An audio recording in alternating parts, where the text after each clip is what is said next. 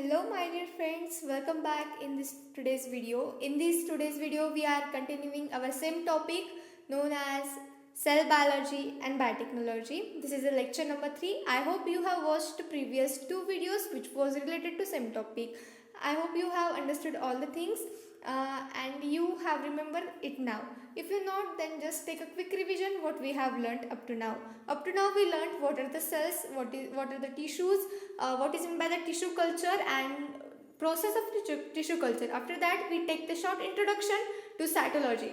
The cell biology is nothing but it is called as a cytology. After that we learnt about stem cells. After differentiation, we also learned the location of stem cells, then uses of stem cells and how do these stem cells can be preserved. So this point we have completed in previous videos. Now in today's video, we are going to learn next point which is related to types of stem cells. What is the basic or what is the basis of these stem cells by which they are classified or types can be made? The basis are that from where do we this obtain? We learned that the location of stem cells are in adults also and in embryo also. From these bases, there are two types of stem cells. Which are they then? Embryonic stem cells and adult stem cells.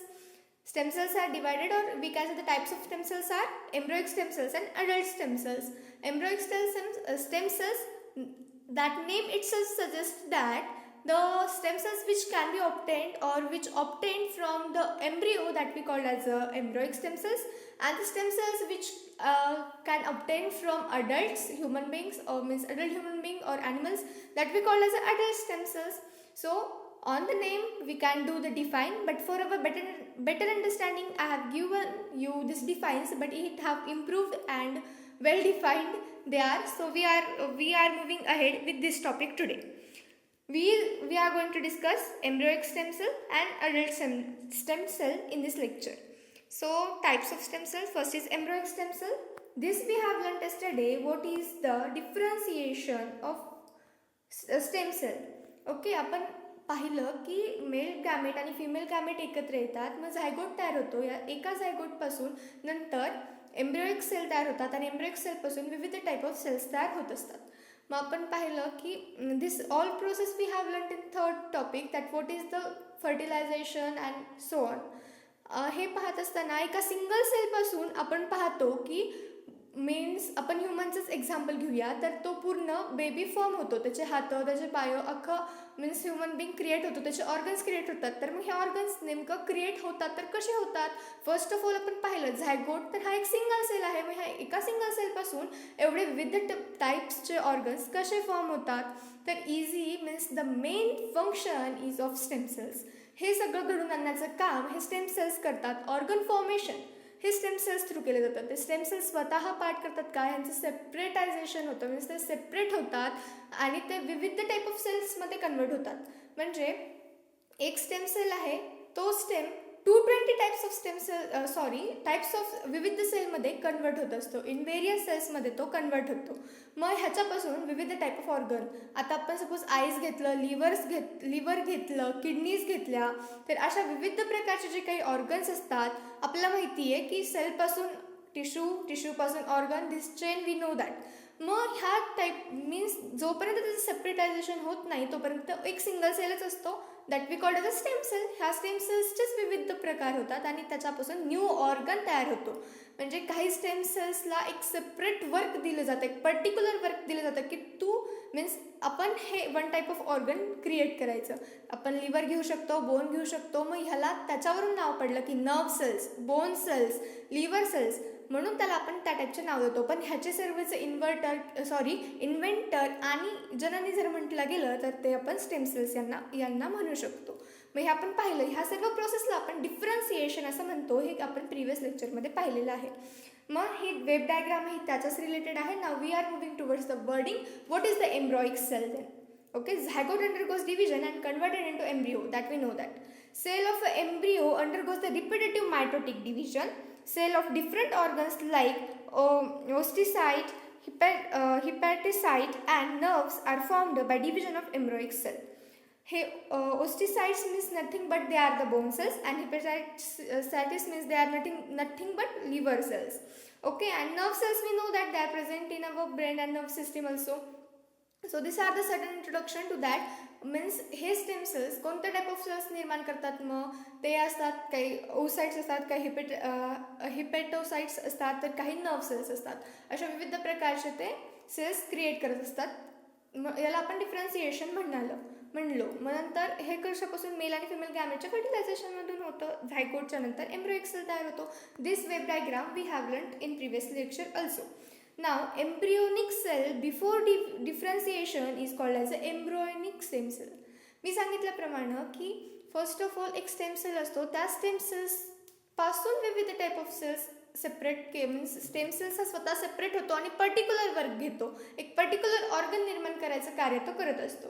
पण हे कार्य घडतं कधी, तर हे कार्य त्या implementation जेव्हा होतं, जेव्हा ते झायगोट डेव्हलप व्हायला लागतं एम्ब्रिओ सेलमध्ये, तर त्यावेळेस तो काळ जो काही असतो किंवा त्याची डेव्हलपमेंट ही 14व्या दिवसाच्या नंतर घडली जाते.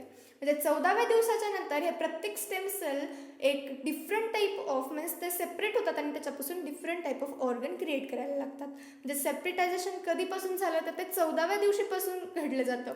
मग ते नंतर 14व्या दिवशी घडल्याच्या नंतर ते स्टेम सेल्स म्हणलं जाईल का, त्यांना अजिबात नाही. तर त्यांना आपण काय म्हणतो, त्यांना विविध नाव देण्यात आल्यानंतर nerve cells, bone cells.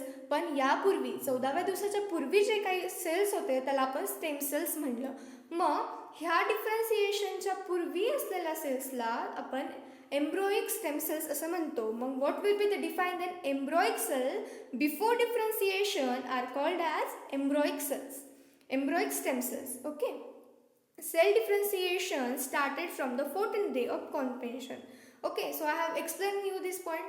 What is convention means? ते डेव्हलप होण्याच्या पूर्वी मीन्स त्यांनी सेपरेट होण्याच्या पूर्वी असणारे cells, stem cells, that we called as stem cells, embryonic stem cells असं म्हणालो आपण. But there are 22 different types of cells in a human body are formed from a single type of stem cell. हे पण आपण last व्हिडिओमध्ये पाहिलेलं आहे. So this was the about embryonic stem cell. The point is to be continued here. Wait, I will show you that. Now embryonic cell मधलाच आपण next point पाहत आहोत, प्लुरिव्हॅन्सी. तर ही प्लुरिव्हॅन्सी म्हणजे काय, तर ॲबिलिटी, स्टेम सेल्सची ॲबिलिटी डिफरन्सिएशन घडून आणतं, ते सेल्स क्रिएट करतं, ह्या ॲबिलिटीला आपण प्लुरिव्हॅन्सी असं म्हणतो. तर मग वर्डिंग पाहूया. The stem cells are primary type of undifferentiated cell with self-multiplying ability, and they are parent cell of all types of human cell. This property of cell is called as a plurivalency. म्हणजेच अर्थातच हे primary sale आहेत, अनडिफरन्शिएटेड sale आहेत. जे जोपर्यंत ते differentiate होत नाही त्याला आपण अनडिफरन्शिएट म्हणतो. आणि हे पॅरेंट सेल आहेत, म्हणजे nerve cell, bone cell, liver cell ह्यांचे पॅरेंट सेल आहेत. ओके. मग हे मल्टिपल म्हणजे mitotic cell division go through जाताना ते एवढे टाईप ऑफ सेल तयार करतात. मग ही ॲबिलिटी आहे त्यांच्यामध्ये, तर ह्या ॲबिलिटीला आपण प्लुरिव्हॅन्सी असं म्हणतो.